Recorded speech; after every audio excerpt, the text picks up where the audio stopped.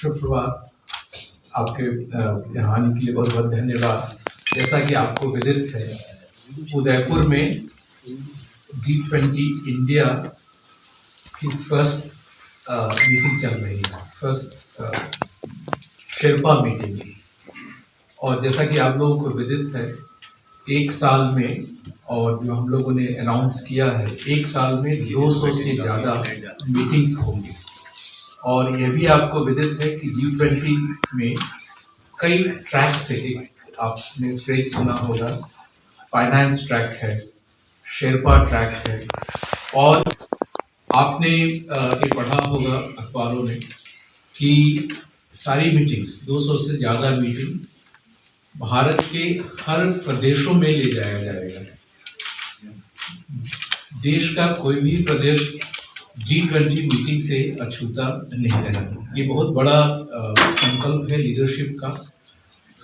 इसके पीछे जो विचार है कि G20 पीपुल्स G20 बने, और वह तभी बन पाएगा जब हम देश के कोने कोने में जा सके। देश की जनसंख्या है, उसके जितने सामाजिक अंग हैं, छात्र हैं, युवा पीढ़ी है, बिजनेस है, और विमेन, ये सारे अंग हैं समाज के, उनको G20 के अंतर्गत लाया जा सके। शेरपा की मीटिंग, शेरपा जो शब्द है आपको पता है, नेपाली शब्द है, जो क्लाइंबर है उसको असिस्ट करें। तो G20 में और या G7 में शेरपा जो लीडर हैं उनके स्पेशल अनवॉय होते हैं, उनके खास प्रतिनिधि होते हैं, और उनकी तरफ से G20 का कई मीटिंगों का संचालन करते हैं। ये पहली मीटिंग जिसमें सारे मेंबरान और अतिथि देश हैं और अतिथि संघ हैं, उनके जो लोग आए हुए हैं, 43 डेलीगेशन है, वो सब यहाँ पे अटेंड करते हैं। उदयपुर क्यों, आप जानना चाहेंगे। उदयपुर, तो मैं कहना चाहूँगा कि जो नीति रही है भारत सरकार की कि G20 के तहत देश की नीति चले और प्रदेश की संस्कृति चले। तो देश और प्रदेश को इससे जोड़ना चाहिए। देश की नीति से मेरा मतलब है जो नेशनल प्रायोरिटीज हैं देश, उनको अहमियत दी जाए। और नेशनल प्रायोरिटी क्या है? इंक्लूसिव ग्रोथ है, डिजिटल ट्रांसफॉर्मेशन है, विमेन लेड डेवलपमेंट है, और समाज के सब तबकों को आगे ले जाया जा सके। 2047 तक हम एक विकसित देश बन सके, ये हमारी नेशनल प्रायोरिटी है। और जो भी प्लेटफॉर्म है, या तो G20 हो, यूनाइटेड नेशंस हो, और भी जो अंतर्राष्ट्रीय संस्थाएं हैं, उसके तहत इन राष्ट्रीय प्राथमिकताओं को एक बल देना है। तो G20 ऐसे मौके पे भारत में आया है जब the whole world is looking up to India, विश्व भारत की ओर देख रहा है। और जब G20 की मीटिंग्स होंगी तो सारे डेलीगेट्स देख पाएंगे कि भारत में क्या विकास हुआ है। इस सबसे बड़ा बिजनेस इवेंट भी है। मैं 2 देशों में भारत का राजदूत रहा हूँ, मेक्सिको में और न्यूजीलैंड में। हम लोग जो वहाँ पे बिजनेस इवेंट करते हैं, उसके मुकाबले जब हम विश्व के सारे प्रतिनिधि यहाँ आ रहे हैं, तो वो खुद देख पाएंगे कि पिछले 10 वर्षों में या 20 वर्षों में भारत ने क्या प्रगति की। हर क्षेत्र में विकास हुआ है। और ये जो हमारा यंग डेमोक्रेसी है, प्रधानमंत्री ने कहा कि इस बात को हमें प्रसारित करना है कि इंडिया लार्जेस्ट डेमोक्रेसी ही नहीं है, ये मदर ऑफ डेमोक्रेसी है। मैं बिहार से हूँ, और वैशाली में गणतंत्र की संकल्पना हुई थी हजारों वर्ष पूर्व। और अब कई इतिहासकारों ने स्थापित किया है कि भारत प्रजातंत्र की जननी है, सबसे बड़े मुल्क तो है ही प्रजातंत्र के तरीके में. So we are not only the largest democracy, we are you should take pride that democracy as a form of governance originated in India. So जो देश विदेश के प्रतिनिधि आ रहे हैं वो खुद अपनी आंखों से देखेंगे हमारा जो डेमोक्रेटिक स्ट्रेंथ है. हमारे आज देख रहे चुनाव जब लोग अखबार पढ़ रहे होंगे आज तो देख रहे होंगे गुजरात में, हिमाचल प्रदेश में और दिल्ली में शांतिपूर्ण मतदान हुआ. और एक एक प्रदेश में जो मतदान होता है वो कई देश की संख्या से बड़ी होती है. जो गुजरात में हुआ होगा as a democratic and electoral exercise, it's quite a big exercise and it is bigger than many countries. So वो जब आके देखते हैं कि किस तरह से हम और मैं न्यूजीलैंड में था और मेक्सिको में था, वहाँ पे इलेक्ट्रॉनिक वोटिंग की व्यवस्था थी. हालांकि न्यूजीलैंड का प्रजातंत्र में बहुत आगे नाम है, बट वो भी वहाँ भी इलेक्ट्रॉनिक वोटिंग की व्यवस्था नहीं है. तो कई बार लोग पूछते थे कि राजदूत महोदय भारत में कैसे संभव हो पाता है.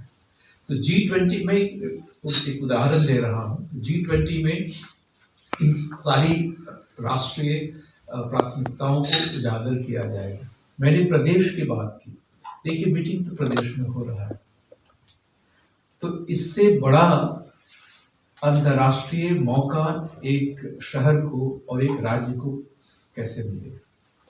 भारत में और भी कई सम्मेलन हुए हैं पिछले वर्षों में. नॉन अलाइनमेंट समिट हुआ है, जोगम हुआ है और कुछ स्पोर्ट्स इवेंट भी हुए हैं. बट आज तक के डिप्लोमेटिक इवेंट के हिसाब से देखें तो ये मेगा इवेंट है, इससे बड़ा इवेंट नहीं हुआ. देश 43 ही है और अंतर्राष्ट्रीय संघ, लेकिन ये सारे जो जो जो जो राष्ट्र हैं वो अधिकतर विकसित हैं और विकासशील के भी के अग्रणी विकासित. They are emerging economy, leading emerging economy. तो ये ऐसा ग्रुप है 20 राष्ट्रों और यू का, इसके मुकाबले कोई और मेगा इवेंट भारत में नहीं हुआ.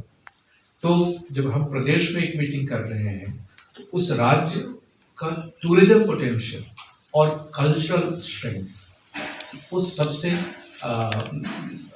ज़्यादा उजागर होगा. आपने देखा है कि हम लोग और राज्य के साथ काम कर रहे हैं और यहाँ पे मैं राजस्थान सरकार का शुक्रिया हूँ कि इन्होंने इनका टूरिज्म डिपार्टमेंट, कल्चरल डिपार्टमेंट और जो नॉर्मल इंफ्रास्ट्रक्चर फैसिलिटीज़ है डिवीज़न लेवल पे भी हमने बहुत क्लोजली हम लोगों के साथ काम किया. आज जो उदयपुर का पहले से भी नाम है और सोशल मीडिया के तरीके इस झील का और ये महल है और कल सांस्कृतिक जो प्रोग्राम हुआ है उसका सोशल मीडिया के तहत जो प्रचार और प्रसार होगा उसकी आप कल्पना नहीं कर सकते. सब लोगों ने लाइव, कई लोगों ने फेसबुक पे डाला, कुछ लोग ट्वीट कर रहे थे, पीपल रिकॉर्ड कर रहे थे. तो हर राज्य को एक बहुत बड़ा मौका मिला है अपने टूरिज्म पोटेंशियल को बढ़ाने का और जो राज्य की संस्कृति है, प्रादेशिक संस्कृति है, उसको बल देने का मौका. साथ ही साथ इंफ्रास्ट्रक्चर जो हॉस्पिटैलिटी सेक्टर है उसको मौका मिले. In some ways we are contributing to local economy as well. पिछले 2 वर्षों से विश्व कोविड-19 से जूझ रहा था. टूरिज्म जो सेक्टर था कई जगह बर्बाद हो गया. मैं न्यूजीलैंड की बात करता हूँ जहाँ मैं राजदूत था. 2 वर्षों में वहाँ की जो हॉस्पिटैलिटी सेक्टर है चरमरा गई. और इस तरह के इवेंट होने से टूरिज्म पोटेंशियल को एक नया बल मिलेगा. This will lead to recovery in tourism से.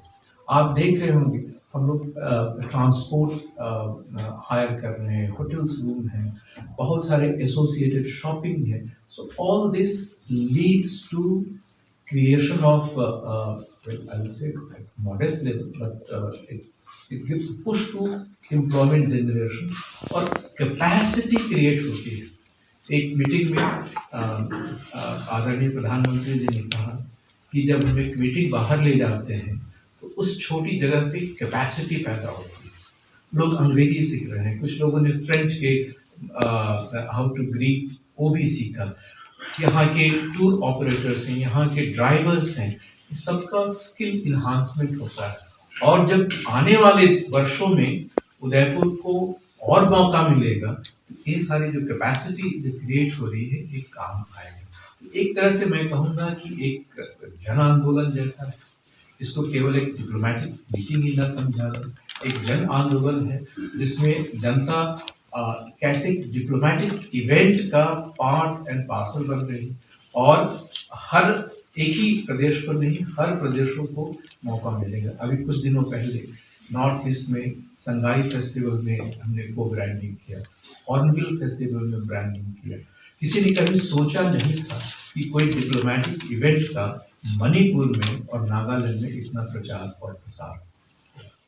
मैं यहीं पे एक चीज मैं आपसे और कहना चाहूँगा, मेरा उदयपुर से एक नाता दूसरे पद के तौर पे है और मैं भी कलेक्ट करना चाहूँगा आप लोगों के साथ कि 2012 में एक यहाँ पे ई गवर्नेंस फोरम हुआ था इसी लेक पैलेस होटल में, और जहाँ पे आदरणीय मुख्यमंत्री, उस समय यही मुख्यमंत्री भी थे, वो भी चीफ मिनिस्टर। मैं 2010 और 16 तक भारत का मुख्य पासपोर्ट अधिकारी था, चीफ पासपोर्ट ऑफिसर, और जितने पासपोर्ट सेवा प्रोजेक्ट किया गया है वो मेरा किया हुआ था। तो ओरिजिनल स्कीम में उदयपुर नहीं था। तो 2012 में मैं आया तो कुछ प्रतिनिधि लोग मुझसे मिले यहाँ के चैम्बर ऑफ कॉमर्स, और उन्होंने कहा कि जयपुर, जोधपुर और सीकर को रखा गया है और उदयपुर के साथ नाइंसाफी हुई है। मैं इस बात की खुशी है और मैं आपके साथ जाहिर करना चाहूँगा कि मैंने उसी काल में मैंने इस बात को कहा और as extension of the project यहाँ जो पासपोर्ट सेवा केंद्र है वो मेरा दिया हुआ है। तो मैं कल गया था और मुझे बहुत खुशी हुई कि एक इंडियन फॉरेन सर्विस ऑफिसर होते हुए भी मैं उदयपुर से कनेक्ट कर सकता हूँ। और तो विदेश मंत्रालय कैसे छोटी छोटी जगहों से भी जुड़ी हुई है, ये कल जब मैं पासपोर्ट सेवा केंद्र सुभाष नगर में गया और वहाँ स्टाफ से मिला तो बहुत खुशी हुई। बहुत बहुत धन्यवाद। और मैं आपका कोई प्रश्न है तो देना चाहूँगा। आपका पहलू क्या है G20 का, मैं आपको बताता हूँ। कोई भी मीटिंग होती है, इस तरह का सम्मेलन है, तो एक तरह से राष्ट्रीय प्रिपेयर्डनेस, राष्ट्रीय तैयारी की जांच इसमें होती है। How a country is prepared to host such mega event is just through such mega events. So 2022 के शुरू में यूनियन कैबिनेट ने एक डिसीजन लिया जिसके तहत G20 सेक्रेटेरिएट क्रिएट किया गया है। लेकिन जैसे आपने देखा होगा जो कल्चरल प्रोग्राम है, कल राजस्थान गवर्नमेंट ने कल्चरल प्रोग्राम का जिम्मेवारी लिया है। उन्होंने बोला कि जो ट्रुप है उसका खर्चा भारत सरकार से नहीं होगा। हालांकि उसका जो इंफ्रास्ट्रक्चर क्रिएट करना था वो G20 सेक्रेटेरिएट ने किया था, तो उसको वो भी एक सहायता है। राज्य अगर नहीं हो सहायता राज्य से होती तो हमें खर्च करना पड़ता। राष्ट्रीय जो स्तर है उस पर ला रहा है क्योंकि ये हमारे लिए एक बहुत बड़ा मुद्दा है, यानी जो इकोनॉमिक ऑफेंडर। और मैं तो भारत चीफ पासपोर्ट ऑफिसर था तो कई लोगों के मैंने भी पासपोर्ट कैंसिल किए हैं इन इकोनॉमिक ऑफेंडर्स का, लेकिन बाहर जाके बस जाते हैं क्योंकि वहाँ का जो लीगल सिस्टम है वो अलाउ करता है और it's a very tough task to get them back. So through different forums, India has been rising that all these economic offenders should be brought back to India to face the legal consequences. तो G20 में finance track में और दूसरे meeting से भी इस बात की चर्चा। एंड सर ग्लोबल साउथ जो इश्यूज है उसके ग्रेटर वॉइस रेज करेगा। देखिए जब ग्लोबल साउथ की बात कर G7 था, उसमें ग्लोबल साउथ का रिप्रेजेंटेशन नहीं है। नॉर्थ साउथ क्या है, most of the developed countries belong to northern. So G20 ही एक ऐसा मंच है जिसमें ग्लोबल जो साउथ सदर्न हेमिस्फीयर के कंट्री, चाहे इंडिया हो, ब्राजील हो, साउथ अफ्रीका हो, मेक्सिको हो, एक और अभी आप पाएंगे कि अगले आने वाले कई वर्षों तक G20 का जो नेतृत्व है वो इमर्जिंग इकोनॉमीज के हाथों में है। जो इंडोनेशिया से शुरू हुआ, भारत है, इसके बाद ब्राजील और साउथ अफ्रीका। ये पहली बार हुआ है कि G20 का नेतृत्व 4 वर्षों तक वैसे कंट्रीज निभाएंगे जो ग्लोबल साउथ के वॉइस है। तो नेचुरली इससे बड़ा पहले समय मिला नहीं था। तो ग्लोबल साउथ की क्या मंशा है, एक तो कि जो ग्लोबल गवर्नेंस है उसमें डेवलपिंग कंट्रीज का भी वॉइस हो, ये सबसे बड़ा जनतंत्र हमारे यहाँ है। तो हर नागरिक चाहता है कि हमारा वॉइस उसमें हो और जो डिसीजन मेकिंग में हमारा पार्टिसिपेशन। लेकिन जिस हिसाब से द्वितीय विश्व युद्ध के बाद जो अंतर्राष्ट्रीय फ्रेमवर्क डेवलप हुआ, उसमें डेवलपिंग कंट्रीज का ज़्यादा से नहीं। आप या तो P5 हो या G7 हो, IMF हो, वर्ल्ड बैंक हो, उसमें ग्लोबल साउथ का जो वॉइस है बहुत संकुचित। G20 एक ऑर्गेनाइजेशन नहीं है, जैसे यूनाइटेड नेशंस है या आसियान है, उस तरह से G20 नहीं है, इसलिए इसका कोई सेक्रेटेरिएट नहीं है। एक इनिशिएटिव है, एक फोरम है जहाँ डेवलप और डेवलपिंग कंट्री हर साल मिलते हैं और जो इनके गाइडलाइंस पास होते हैं। तो चूंकि ये विश्व के अग्रणी मुल्क हैं, तो जो इसमें एडॉप्ट होता है वो एक तरह से विश्व स्तर पर नॉर्म बन जाता है। जैसे इन फाइनेंशियल सेक्टर में देखेंगे कि जो G20 में एडॉप्ट हुआ वो फाइनेंशियल नॉर्म हो जाता है। लीगली बाइंडिंग नहीं होगा, बट उसका इन्फ्लुएंस इतना होगा कि वो अपने आप सिस्टम में आ जाए। तो क्रियान्वयन की बात है। अभी जो मीटिंग है, इस जो चीज़ें डिस्कस होंगी, फाइनली जब समिट होगा सितंबर में, अगले सितंबर में, तो जो कम्युनिके निकलेगा वो इंडिया जो कम्युनिके होगा वो एक तरह से लीगली बाइंडिंग तो नहीं, बट पॉलिटिकली इम्प्लीमेंटेबल डिसीजन होगा, जिसका एक अपना महत्व होगा और वहाँ से क्रियान्वयन फिर होगा। अभी बाली में जो कम्युनिके हुआ था, उस कम्युनिके में जो डिसाइड हुआ होगा वो एक तरह से पॉलिटिकली गाइडिंग डॉक्यूमेंट होगा। तो भारत का जो डॉक्यूमेंट होगा सितंबर में जब लीडर समिट होगा उस समय से होगा। आतंकवादी और अपराधियों को लेकर के भी कोई प्रत्यार्पण या इस बारे में भी कुछ बातचीत चलती है, क्योंकि अक्सर देखा जाता है कि भारत से जनरली लोग बाहर से हेवंस में चले जाते हैं। ये कुछ G20 के जो ग्रुप मीट के विदेश हो सकते हैं। G20 का जो जन्म हुआ था एक फाइनेंशियल फोरम के रूप में, तो शुरू में आर्थिक मुद्दों पे ही इसमें तवज्जो दिया गया ज़्यादा, और अभी भी आर्थिक इकोनॉमिक और फाइनेंशियल इशूज है उसको इस पे ज़्यादा जोर दिया जाता है। 2008 के बाद जब लीडर समिट होना हुआ शुरू, तो जो इम्पोर्टेंट डेवलपमेंट्स हैं उस पर फिर G20 डिस्कशन होता है। बट टेररिज्म और काउंटर टेररिज्म पे ज़्यादा बातचीत यूनाइटेड नेशंस में होती है, क्योंकि United Nations is seized of the matter. They have a counter terrorism committee as well. और कुछ दिनों पहले ही आपने अखबारों में पढ़ा होगा, भारत में पहली बार यूएन सिक्योरिटी काउंसिल की मीटिंग हुई मुंबई और दिल्ली में, जिसमें टेररिज्म और काउंटर टेररिज्म एफर्ट्स पे डिस्कशन हुआ यूएन फ्रेम में। सर बहुत जी उदयपुर के लिए, and do you think this will also have a multiplier effect on local economy? Next, no, I was sitting with some Sherpas over a dinner table. It was simply elated. It was a magnificent event, and it brought. Uh, I mean, उनकी आंखें चौंधी आ गई. मैं आपसे ये कहना. I mean, they were dazzled. They were dazzled. सो ये idea कि meeting के साथ साथ प्रदेश की संस्कृति को और टूरिज्म पोटेंशियल को बढ़ाया जाए, वो कल के इवेंट से जाहिर हुआ. जो लोग डेलीगेट्स आए हैं वो यहाँ की संस्कृति और राजसी संस्कृति को उन्होंने बहुत सराहा. So I would say the delegations are very impressed with what Udaipur and Rajasthan has to offer. So when they fly back, they will go with a very happy and very spiritually uplifting moments from Udaipur.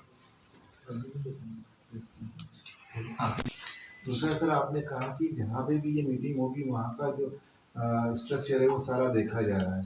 तो क्या sir, जैसे हम उदयपुर में AIIMS की बहुत ज़रूरत महसूस कर रहे हैं, जब इतना बड़ा आयोजन हो रहा है तो वहाँ पे क्या ऐसे एम्स जैसी फैसिलिटीज़ के लिए भी कुछ प्रयास होंगे? इस पे जो कि आप हमारी बात पहुँचा सकते हैं. आपने सवाल पूछा, बात लोगों तक पहुंच गई. I take note of this and will convey to the relevant authorities. Sir मेरा सवाल है, इस तरह की जो सबमिट्स होती हैं इसमें सबसे डिसीजंस हैं और डिक्लेरेशन है कॉन्सेंसस बेस्ड है. तो कॉन्सेंसस का मतलब ही यही है कि आपकी रजामंदी है और आप उसको अपने नेशनल एफर्ट से उसको इम्प्लीमेंट करेंगे. तो जो भी मेंबर कंट्रीज हैं, once they participate in consensus building and a common document, it is expected from them to implement in good faith. That's the sanctity of any political document which comes out of any meeting, whether it's the United Nations the meeting or the G20. Thank you. I think कि बहुत प्रश्न हो meeting Mumbai में होने वाली है 13 से 16 दिसंबर, और फाइनेंस ट्रैक की मीटिंग बेंगलोर में है, वो भी उन्हीं दिनों है. 13 से 15 है और उसके बाद 16 से 18 दो. एक प्रधानमंत्री की पहल है. जब भारत की अध्यक्षता एक व्यक्ति का अगर नाम लें तो प्रधानमंत्री की अध्यक्षता है. और आपने आज ही पढ़ा होगा, कल उन्होंने ऑल पार्टी मीटिंग भी किया. और इसके पहले चीफ मिनिस्टर से वर्चुअल कॉन्फ्रेंस भी हुआ था. नेशनल डेवलपमेंट काउंसिल की मीटिंग में कहा था, चीफ सेक्रेटरीज के मीटिंग में हुआ था, और सेक्रेटरीज ऑफ गवर्नमेंट उसमें बात कर. तो उन्होंने इस प्रोसेस को इतना पार्टिसिपेटरी बना दिया है. और हमें ये टास्क दिया गया है कि समाज का कोई भी अंग हो इससे छूट ना हो. पॉलिटिकल पार्टीज हो, यंगर जनरेशन हो, यूनिवर्सिटी हो, टूर ऑपरेटर्स हो, हॉस्पिटैलिटी सेक्टर रिप्रेजेंटेटिव हो, सब लोगों को G20 में इन्वॉल्व किया है.